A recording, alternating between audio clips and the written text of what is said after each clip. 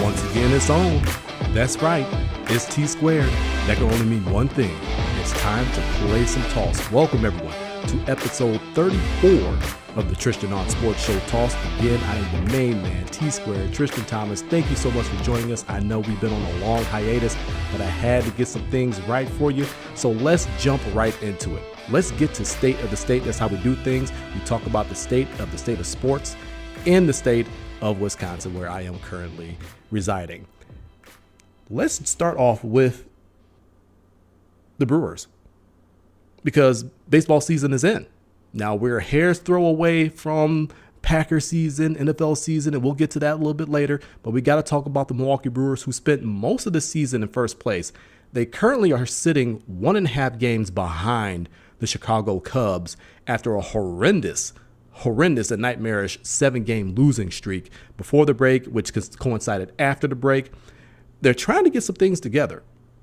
They're really trying. So they're not that far out of striking distance. They've won 2 straight games against the Washington Nationals. As we speak, they sit at 58-45, again, 1.5 games behind the Chicago Cubs for first place in the National League Central.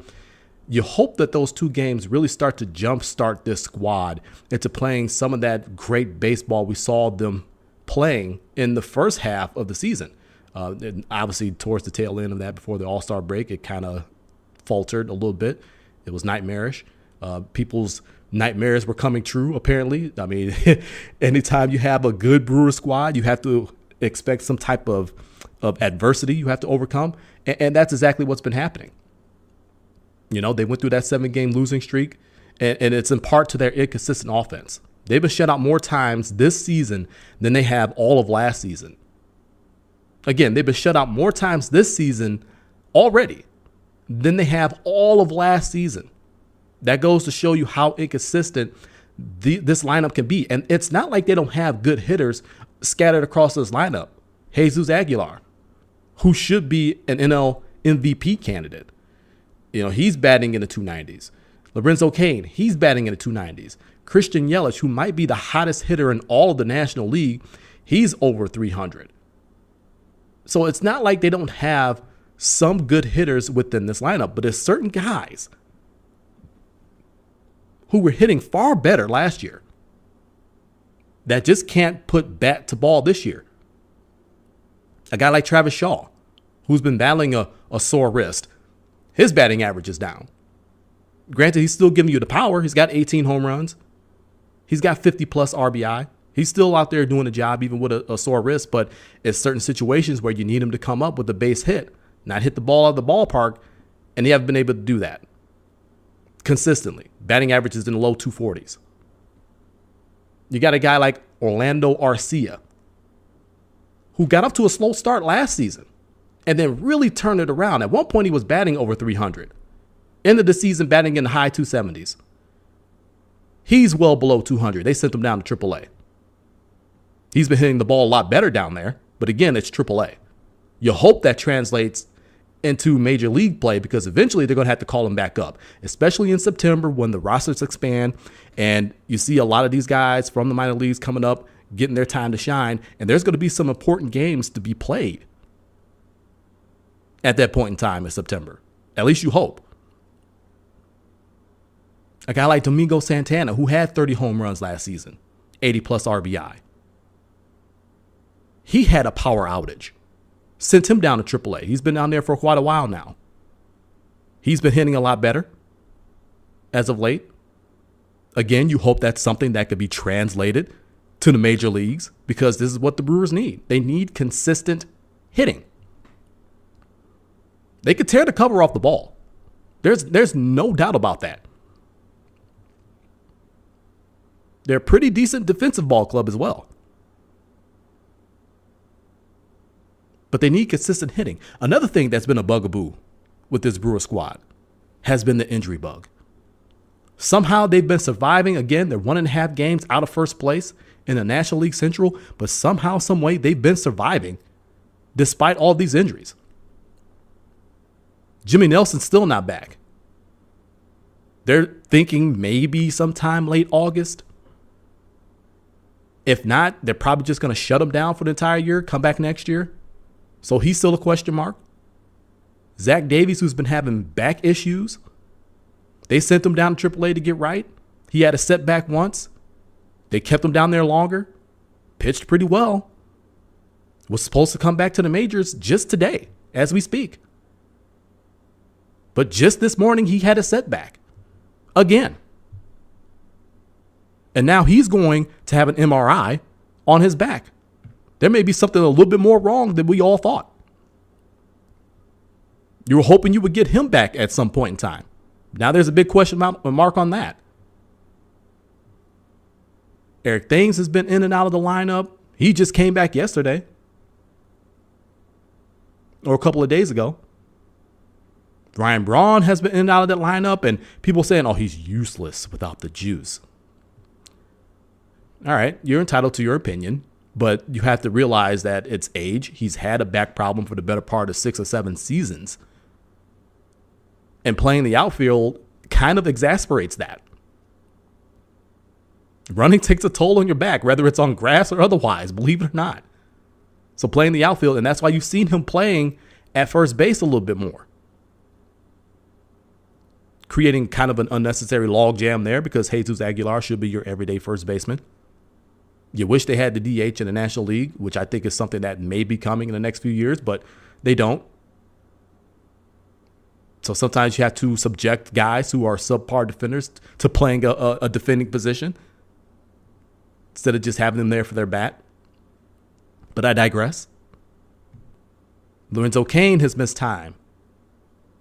Christian Yelich has missed time. Jesus Aguilar has a bit of a hamstring issue right now. You need to monitor that and make sure he's all right. Saladino. I mean, you go up and down this lineup, and there's just been injury. Brent Suter is now out for the season. Torn UCL. He's going to need Tommy John. You're not going to see him. You're probably not going to see him all in next year either. They say recovery time is a 12 to 15-month process. I don't think we're going to see him next year either. Quite honestly, I think they're just going to sit him. But you got so many guys and all the injuries, but somehow, some way, the Brewers have been surviving. They were surviving in first place for a while, but again, that 7-game losing streak really took them out. 5 of them to the Pirates in one series. But you also have to give credit to the Pirates because they've won 11 straight games as we speak. Clint Hurdle has them playing some really good baseball right now. They are a dangerous ball club right now. They've climbed the way back into the wild card discussion and quite possibly even the division discussion. Their team not to be taken lightly right now. They're playing some really good baseball. But again, if you're the Brewers, you lost 5 straight to them within one series. You lost 2 to the Marlins, inexplicably. Teams you should be pounding into submission. And most of it was caused by an inconsistent offense. They can't put down a bunt to save their lives. They don't play station to station when it calls for it. They're constantly waiting for the 2- and 3-run home run. Granted, last night's game, it saved them. 3-run home run, and then it was a sac fly to win the game eventually. Actually executing in game situations. But it's going to take pitching, defense, and timely hitting to win if you get to the postseason. But you need a more consistent offense right now to even make it to the postseason. And it doesn't hurt if you have some good pitching. Again, Suter is lost for the season. Zach Davies suffered yet another setback. You may not see Jimmy Nelson all year. Now, Shashin, he's been very good this year. Junior Guerra just came off the DL, made the start last night, gave up 4, but he kept his team in it. Gave them a chance. It never hurts to have an extra arm in there, and the name that keeps popping up when you talk about pitching is Jacob deGrom. Is there any real traction between the Brewers and the Mets? I don't think so. I haven't heard anything. But they're definitely looking for pitching. It's become even more of a premium for them than it was before. Before, they were looking at infielders. Guys like Dozier from the Twins. They're looking at guys like that. But pitching is now the premium. You're going to need good pitching Because if you're going to have an inconsistent offense, you're going to need a guy who's going to keep the team in the game. If you give up a couple of runs, give up a couple of runs, and that's it. But get your team in the game. Again, just like Junior Guerra last night. He gave up 4 early. Didn't give up a run after that. There was also some shoddy defense by the Brewers, but I digress. So what is David Stearns going to do at the trade deadline?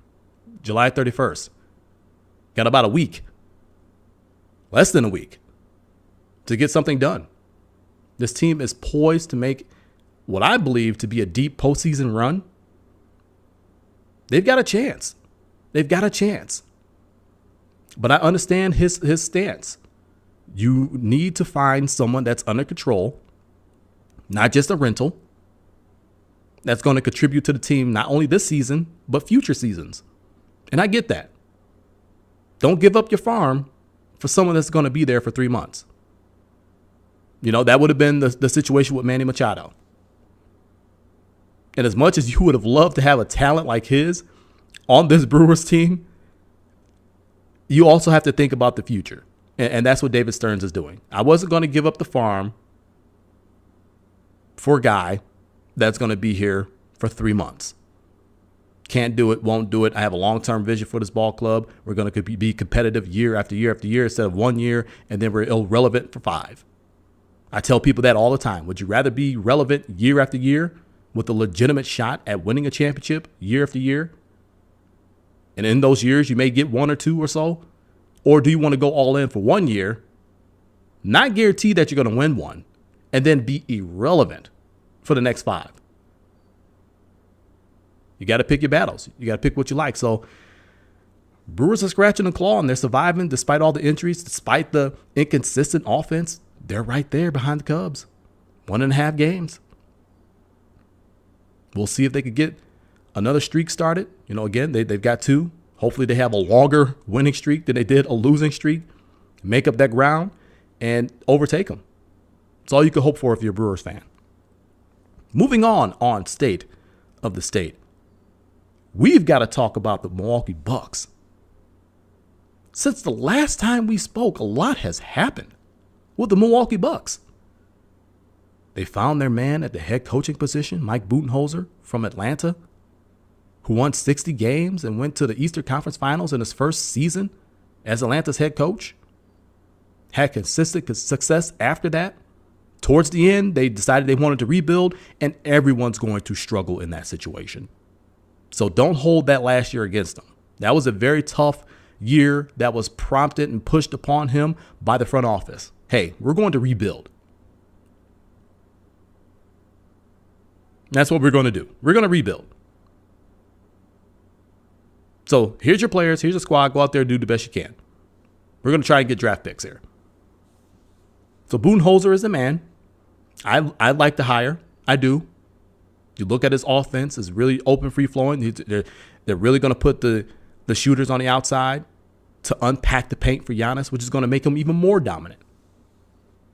If you decide to go in and pack the paint, well, he's going to have shooters on the outside waiting to take advantage. This is the vision with a guy like Giannis who can't quite hit that consistent jumper just yet. We see it coming, though. And when it does, watch out. Watch out. He's going to be damn near unstoppable. And I've said that many times before. I've said that many years before here on Toss. Giannis gets a jumper, he's unstoppable. Good luck. Pick your poison. You pack the paint against him this season, he's going to kick it out to those shooters, and you hope they take advantage. So Budenholzer's the man. And then they had to make decisions on the roster. So they go and they re-sign Ersan Ilyasova, which I thought was a very good move. People feel he's overpaid. 3 years, $21 million. It's really a 2-year, $14 million deal because of that last year as an option by the team. So they don't have to pick up that option. So it's really 2 years, $14 million for the value that he's going to bring to the team. He rebounds pretty well. He defends pretty well. He shoots pretty well. It's a good pickup. They signed Brook Lopez, free agent, And quite frankly, and I'm kind of embarrassed to say this, I forgot he was even a free agent. He got shipped off to LA in that trade from the Brooklyn Nets. And there was really no space for him. He kind of got lost in the shuffle of everything else. There was really no space for him. They had no vision on having him a part of their program moving forward. You would think I forgot how to do this. Can't even speak. There were no plans on having Brook Lopez in that Lakers program moving forward. So he became a free agent. And when the Bucks signed him, I was like, wait a minute. He was a free agent? Wow. I totally forgot. But it's a solid pickup. It's a really solid pickup. You talk about a guy who's averaged 17.6 boards for his career. Shoots a high percentage from three. Could stretch the floor. Can bang on the inside. This is something that the Bucks have been missing in a big man. And they picked it up. A lot of people were bitching and crying about this signing too. But you have to understand Budenholzer's vision. If you go and you watch the Atlanta tapes, you go and watch what he's trying to do, what he's trying to build, then it becomes clear why these two pickups were made. Now, while they picked up some players, they had a huge decision to make on one of their own, Jabari Parker. And we all know how this one went down. Bucks offered him or made him a qualifying offer, making him a restricted free agent, meaning they can, if any other teams were to sign him to an offer sheet, the Bucks had the ability to match it or let him walk. Or they could, in good faith, negotiate a contract even while he was under that qualifying offer. So the Bucks made him an offer, but apparently it was not an offer that he was happy with. The Bulls come in 2 years, $40 million. Too rich for the Bucks' blood. They, in good faith, rescinded the qualifying offer and allowed Jabari to move on. He is now a Chicago Bull. I understand why some people are upset about this. I understand why some Bucks fans are steaming about this and disappointed about this. You're so seduced by what Jabari could be. You're so seduced by the potential he has. And you just envision that alongside Giannis. And we got to see a glimpse of it a couple seasons ago when he averaged 20 and 6 before he went down with his second major knee injury. You saw a little bit of it. And to see it under a Mike Budenholzer system, which would be completely different than that awful, antiquated, non-NBA system that Jason Kidd installed. Everyone is seduced by the potential, but they are blind to the reality. And the reality of it is, this is a man who's 24 years old with 2 major knee injuries within the span of 3 years. I think $20 million was too rich. I mean, that's only $5 million under Giannis. I mean, I just think that's a little bit too rich for a guy who has that injury history. And you could be seduced by the athleticism that he shows when he's healthy. You could be seduced by that potential that he's shown when he's healthy. But the thing is, if you invest $20 million in him per season, you're investing in a gamble. Now, you can make the argument that, hey, you sign any player could get injured. That's true. That's true. But there aren't very many players with the injury history that Jabari Parker has. And it's not like it's Jabari's fault. His body betrayed him those 2 times, and it caused an ACL tear. It's not like he planned on getting hurt. But you also have to take that into account. If I'm going to invest 2 years and $40 million in you, $20 million per year, I'm gambling that you're not going to get hurt and your talent is going to match the potential. And it was too rich and too big of a gamble for the Bucks to take. Second point, Jason Kidd did a lot more damage than most people know. Jason Kidd caused not only on the court problems, but locker room problems, relationship problems, front office problems. He fractured so many of the relationships, so much of the environment was made toxic because of him, that it caused a ton of mistrust on Jabari's part toward the front office of the Milwaukee Bucks and certain figures in the locker room. It was a situation that was not repairable, could not reconcile. So we moved on. Third point, there was no market for Jabari Parker outside of Milwaukee and Chicago. Now, early on, we heard names like the 76ers, the Kings, all had interest in Jabari Parker, but not one of those teams, not one of them, made an offer to Jabari Parker and his camp. Not one of them. The Bucks made offers beyond the qualifying offer.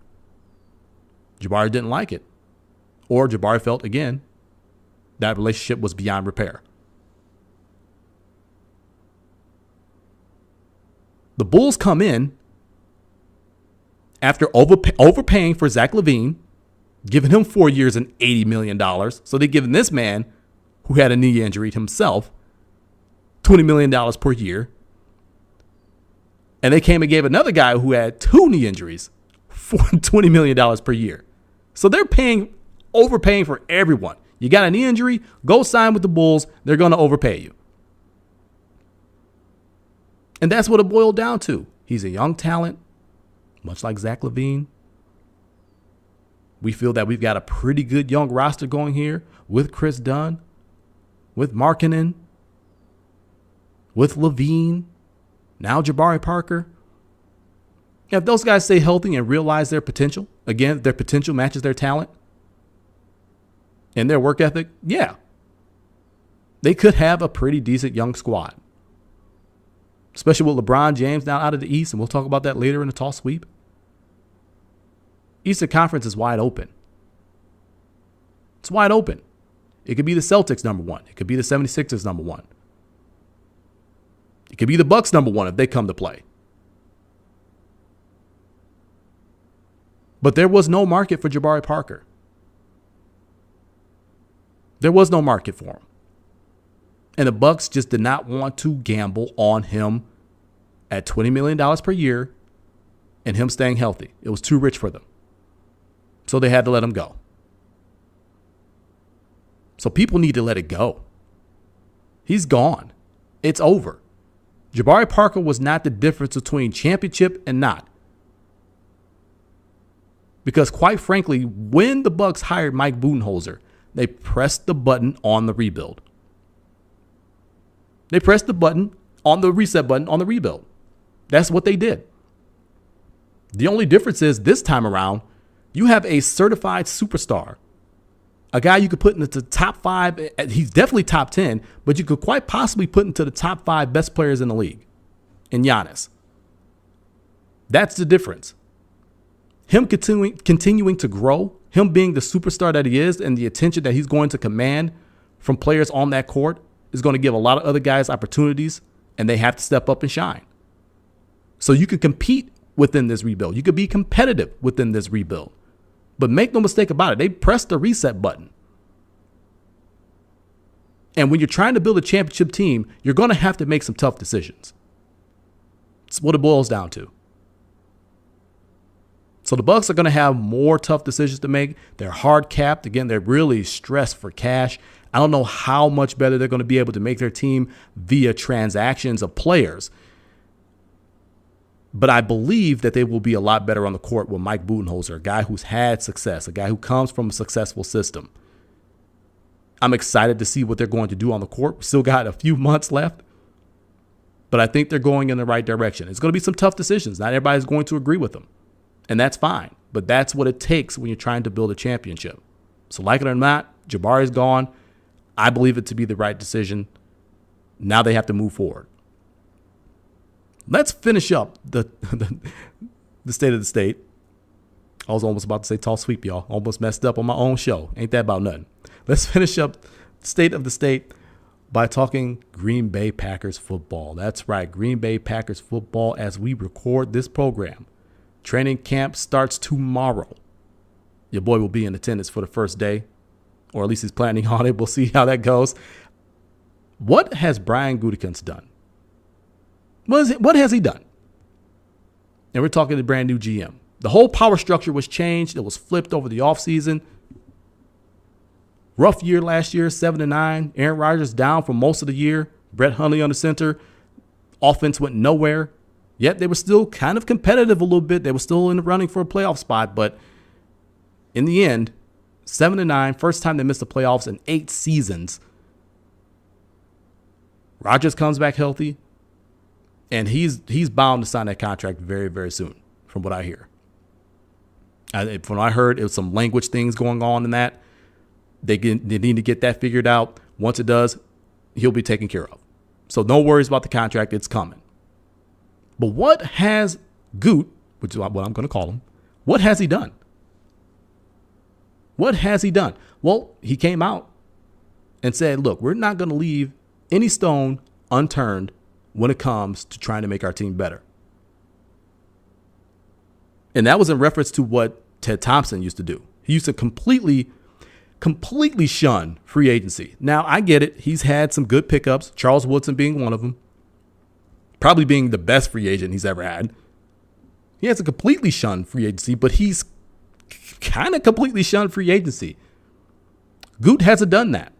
He brings in Mercedes Lewis with the purpose that Mercedes Lewis is one of the better blocking tight ends in all the NFL, has been. All those years in Jacksonville, he's just been steadily, quietly doing his job.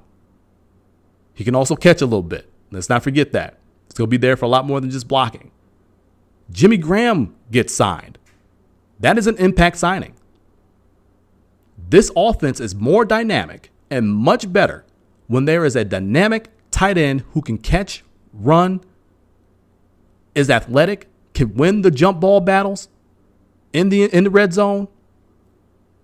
That's what they're going to have Jimmy Graham doing. Don't be surprised if they pull him in the slot sometimes. Take advantage of those matchups. But he's definitely going to be Aaron Rodgers' red zone buddy, for sure. You moved on from Jordy Nelson. Again, we've said it on this program before. He was no longer the vertical threat in this offense. That became Devontae Adams, who's unquestionably your number one. Without a doubt, he is your number one. They moved on from him. That was a little bit of a heartbreak for people, but it was the proper business decision. He had slowed down. He was not able to gain separation. And that's what this offense needs. They need vertical threats. They need to be able to stretch the field when they need to. So that threat of the vertical pass, Aaron Rodgers could just drop it off in the intermediate to a Jimmy Graham or to a Randall Cobb or to one of those running backs, whether it be Montgomery, Williams, Jones, who he'll be missing in action for the first 2 games due to his suspension, a.k.a. the yearly Packers suspension. There seems to be one every single year. It's just an annual thing. On defense, he goes and he gets Mo Wilkerson. That's a tongue twister. Mo Wilkerson for that defense. Signs Tramon Williams for experience back there in the quarterback spot. Re-signs Devon House to go along with those young guys back there, those young guns. Kevin King, you hope he comes back from that shoulder injury, ready to rock and roll. And I think he'll be ready to go. He's big, he's strong, he's fast. He's definitely their number one corner of the future. They got a bunch of young guys back there. So Goot's putting together a pretty good team, while Mike McCarthy's putting together a pretty good staff. Hires Mike Pettin as the defensive coordinator, rehires Joe Philbin as his offensive coordinator / associate head coach. And more underrated story that nobody's really talking about. is the fact that Mike McCarthy has redone his playbook. Everyone likes to cry and bitch and talk about how stale his play calling is. He's still one of the best play callers in all the NFL. Those are who are in the know. No, he is one of the better play callers in all of the NFL. Still is. Whether you believe his calls to be stale, his playbook to be stale or not, still one of the better play callers in all the NFL. Well, now he's gone back and redone his playbook. And to sit down and to have that chemistry with Joe Philbin, and you're starting from square one, from scratch, on this brand new playbook, which I'm pretty sure he's co-authoring along with him. That's going to do dividends. That's going to pay dividends for this ball club. I think you're going to see them go back to being simplistic while keeping up with trends all around the league. And we talk about defensive trends and how to get around those defensive calls and be successful on offense. But keeping it simple, going back to those slant routes, going back to those shorter routes and letting these guys rack up the yak. Yards after catch. This is one thing that this team used to do very well in the beginning of McCarthy's tenure. Talk about the Donald Drivers, the Greg Jennings of the world. Taking those shorter routes and making them big gains. You got to give your receivers space. You got to give them space. Can't always go vertical. Don't get me wrong. The vertical threat is important to what the Packers do. But so is the intermediate threat. If you run the football, it's going to allow you to have the intermediate, the long pass, the vertical pass. But if you're not able to run that, you got to have the intermediate pass going, and they can make it something big. So I think we're going to see a revisit to those slants, the screens. I used to call Joe Philbin in his first tenure with the Packers Screeny Joe Philbin, because whenever he was allowed to make a call, it was usually a screen pass. And the Packers used to be one of the better screen passing teams in all of the NFL. And they've gotten away from that. I think we'll see a revisit to that. So what Goot is doing, he's really listening to McCarthy and his staff on what do you need? What do you need to run your system so we can be successful? He's not taking the approach that Ted Thompson did. Oh, well, we're going to take the best available athlete. Can't always do that. Your players have to fit the system. You can't always make the system fit your players. And I think he's really listening to those guys and getting them the players they need to run the system they have to be successful. But of course, we won't know this until we actually see it on the field. So I'm excited for training camp. I'm excited for this season. That's the state of the state. I'm excited to see how this Brewers season is going to wrap up. Are they going to make the playoffs? Will they win the division? Will they have a deep run? We got a long way to go there. The Bucks. Will Budenholzer be able to recreate that magic and have a lot of success in his first season with the Milwaukee Bucks? Will they be able to make an Eastern Conference Championship run? How will this team play underneath him? How will they get better? What decisions are they going to make further? We got a long way to go before we find that out. And the Green Bay Packers. Training camp starts tomorrow. We got a long way to go before the regular season hits. But how is this team going to shape up? Are guys going to be able to stay healthy? Is the revamped playbook of Mike McCarthy going to be a plus? Is the revamped defense under Mike Pettin going to be a plus? Some exciting times in the state of Wisconsin, man. I'm excited for all these seasons. Coming up next on Toss, we got to run the Toss sweep. We got to talk about huge NBA moves. Huge NBA moves. And we got to talk about a couple of big time players in the NFL holding out and what that means for the CBA. All that and more coming up next.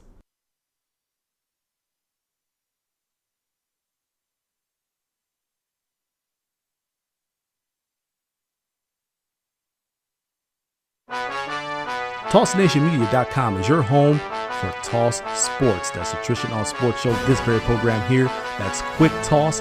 We got a couple of brand new segments, Tossed Up and the Fallout, coming up for you. All that and more only on TossNationMedia.com. Welcome back to Toss, everybody. It's your main man, T-Squared, Tristan Thomas. Thanks for continuing on with us. And it's time for us to run the toss sweep. And we got to talk about NFL holdouts. There's some big-time players holding out for extra ducats. Extra ducats. Let's talk about Earl Thomas, the all-world safety for those guys. Pretty much the last remaining member of the Legion of Boom after they got rid of Richard Sherman and Cam Chancellor had to retire. And all those guys are just gone now. He's the last one back there. Well, he don't want to be in Seattle no more. Apparently, he's put his house up for sale, allegedly. There's been some dialogue between, or at least some banter about him going to the Cowboys, allegedly. He's holding out for more cash. Now, it seems to me like he's ready to sit out the entire season, which would be a big blow to that defensive front for Seattle. That defense would take a huge blow. He's a huge cog of what they do. Most people would even tell you he was the heart and soul of that defense. He's an all-world safety. So they need him. They need him. Or they need to find some comparable some comparable considerations for him. So who knows? That might be a stalemate. But I think he's prepared to sit out the whole season. Julio Jones down in Atlanta, who could be considered the best wide receiver in all the NFL. I think it trades off between him, AB, Antonio Brown, and DeAndre Hopkins, Nuke. You could trade off all between all those three. Those are probably the three best receivers in all the NFL currently. With a Keenan Allen creeping up there and maybe a couple other guys creeping up there, but those are definitely the top three, without a doubt. But Julio Jones is holding out. He wants extra ducats. Now, with his contract, when he signed it, he got $47 million guaranteed from the signing bonus. Boom, upfront money. I think this year he's slated to make $11 million. Next year he's slated to make $10 million or $12 million. The year after that, he's slated to make $10 million. But these yearly salaries aren't guaranteed until week 1. So while he's slated to make that money, he's not going to start making a penny of it, or he's not going to make any of it at all. It does not become guaranteed until week 1. He wants his contract readjusted because he believes he's the best wide receiver in NFL. And look, who can argue with him? The combination of size, strength, speed, and athleticism he has,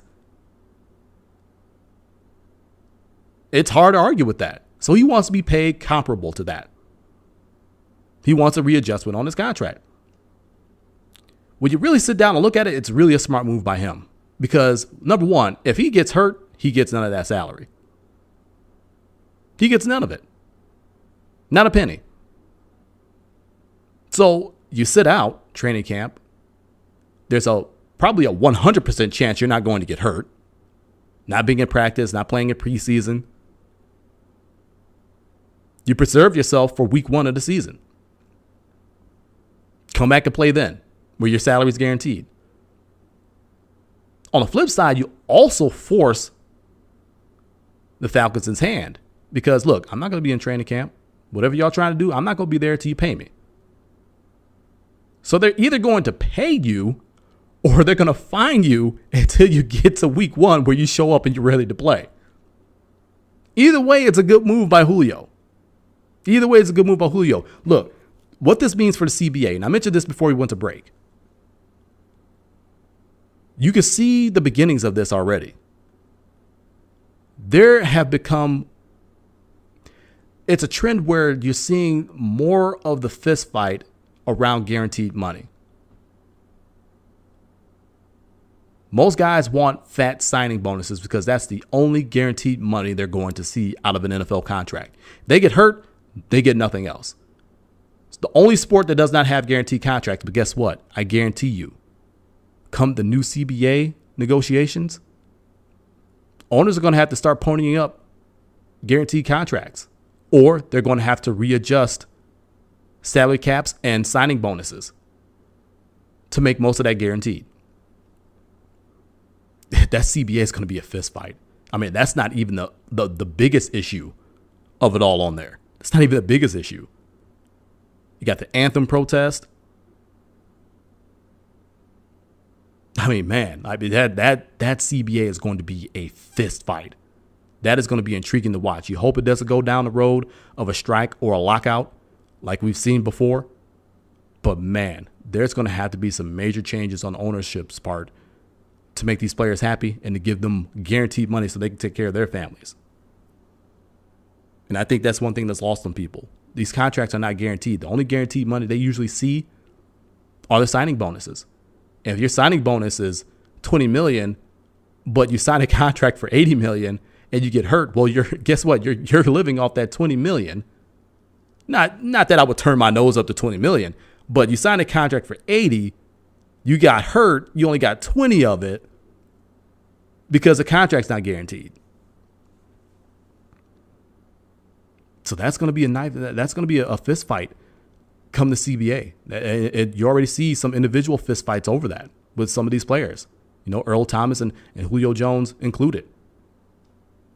You're going to have to start ponying up some more guaranteed money. If you're not going to make the contracts all guaranteed, you're going to start ponying up more money up front on those signing bonuses. That's just where this is going to go. So moving on the tall sweep, let's talk huge NBA moves. Huge NBA moves. Boogie goes to the Warriors on a 1-year deal worth a little over $5 million. Nobody saw that one coming. And I love Boogie as a player, but for him to come out and say, oh, nobody offered me a contract but Golden State. Come on, man. Come on, man. Come on, man. Like the minute that flew out of your mouth, everybody's lips kind of went to the side like, come on, man. Like, we know you lying. We know you lying, man. I don't like to call anybody a liar, but you lying. Because then a couple of days later, the story came out that the Pelicans actually offered him a contract. He turned it down. He wanted to go to the Warriors. Obviously, he wants to win a ring. It's the only reason why you're going to go to the Warriors if you want to win a ring. Because, I mean, their team is, I'm not going to say it's unstoppable. They should have lost to the Rockets in the Western Conference Finals, but they didn't. Rockets shot themselves out of that. I mean, how do you miss like 35,000 straight three-pointers? How does the light just not come on above your head and say, hey, we've had a lot more success taking the ball to the basket than we have shooting from three. Maybe we should start doing that. But I digress. They shot themselves out of it. They shot themselves out of a championship because, quite honestly, I didn't care who came out of the East. The West was going to win it. My opinion. But we knew he was lying. Like, come on. We knew you were lying. So he moves on. He goes there. The biggest free agency move, and this is not even breaking news, is LeBron James going to the Lakers. Now, I say it's not breaking news, not from the time frame in which I'm recording this podcast, speaking on it. I said last November. It was around last November on Home Court Sports, which you can see on Facebook Live, on Home Court Sports talk show page, 7 to 9 p.m. Central Standard Time. I said, according to those, and I said close to his camp, it looks like it's L.A. And the amount of phone calls we got on that program saying, nah, I don't believe it. The amount of DMs I got, nah, I don't believe it. You're lying. And then it happened. It's not breaking news to me because I've known it for months and months and months and months. But this puts the Lakers at a different level, not championship level. They're not there yet. You know, if they would have acquired a piece like a Paul George who decided to go back to OKC, which was a shock and surprise in itself. Huge move. Don't think anybody saw that. I didn't see that. I think for years we thought that he was going to be the one gone and going to the Lakers for sure. We thought it was a surefire thing. But for him to go to the Lakers doesn't make them a championship ball club, him by himself. It doesn't. And I know they got Rondo now. That's experience at the point guard spot. They got Lance Stevenson, who's still young, who can still provide you good defense. He's got an all-around game.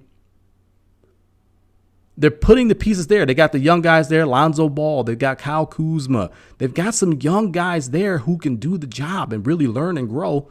And I think they'll be a playoff contender, but I don't foresee them winning a championship. I don't see them even sniffing the Western Conference Finals, quite frankly. I think they'll get to the second round if they do make it to the playoffs. And this is the funniest thing. I sat there last week on Home Court Sports, and myself and Professor P, we're going through who's going to make the playoffs in the Western Conference. And I had some of the longest pauses I've ever had on broadcast. I guess you can't say broadcast television, but on any live broadcast I've ever been on. Because I honestly could not make a decision towards the middle of the pack who was going to make it. Because everybody can't make it. Everyone cannot make the playoffs. Somebody's going to fall out of there. And I put the Jazz out of there. And you know what? It's bothering me because I think the Jazz defensively are better than the Thunder. But it's hard to bet against Westbrook and George coming back for another season together. They kind of know each other a little bit more. You got Steven Adams still there. You got Andre Roberson who's going to come back. And again, their defense really took a huge hit when he was out of it. When he went down with that Achilles injury, that was it. Their defense really tanked after that. And it's kind of tough to say that with a guy like Paul George, who's one of the best two-way players in the NBA. But him combined with Roberson, I mean, that's a nice defensive combination.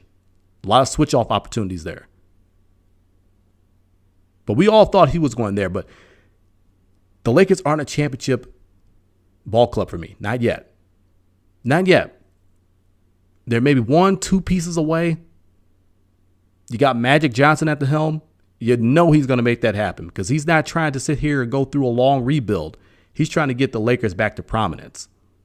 He's trying to get them back to Showtime the way they were. So they'll make the playoffs even with LeBron. But LeBron, this ain't the East. This is the West. It's going to be a fist fight. And now you can add a new player to that. DeMar DeRozan. Spurs, Raptors, huge trade. Spurs trade Kawhi for DeMar DeRozan. DeMar DeRozan feels slighted, and rightfully so, because it was just a couple weeks ago during Summer League when he was taking in the Raptors Summer League games. Raptors brass came up to him and said, "You're not getting traded. You're not even in discussions." And then a week later, there he is being shipped off. So he's got every right to be pissed off. I don't blame him. That was as low and as deceitful as it can get. But it's a lesson that he learned the hard way. Front offices will do business like it's nothing. But they will expect loyalty from you, but they won't show it to you. But that's a huge trade. Now you have a motivated, pissed off DeMar DeRozan going to the Spurs, who are just consistently always there. Under Greg Popovich, they're just always there. It's going to be a fist fight in the Western Conference, man. I know we went through it again last week on Home Court Sports. We tried to figure out who's going to make the playoffs in the West, but I honestly can't say I'm comfortable with the picks that I made.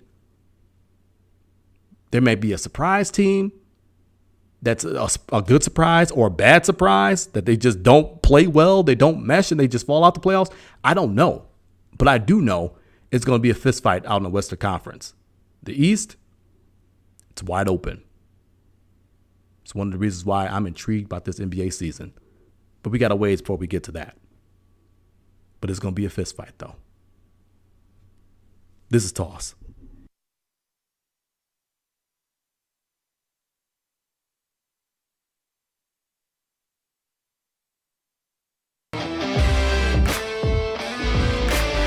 All right, y'all, it's time for me to get on up out of here. This is T-Squared Tricks Thomas, episode 34, Toss. Again, thank y'all for listening. Thank y'all for supporting. Hey, we have a Facebook page. That's facebook.com/T on Sports Show. That's TON Sports Show. You know the website, tossnationmedia.com. That's nationmedia.com. They're home for the Toss brand of sports. And don't forget, you can now watch myself and Professor P on the Home Court Sports Show on Facebook Live. Only on Facebook Live. Facebook.com/Home Court Sports. Look for us there Wednesday nights, 7 to 9 p.m. Central Standard Time.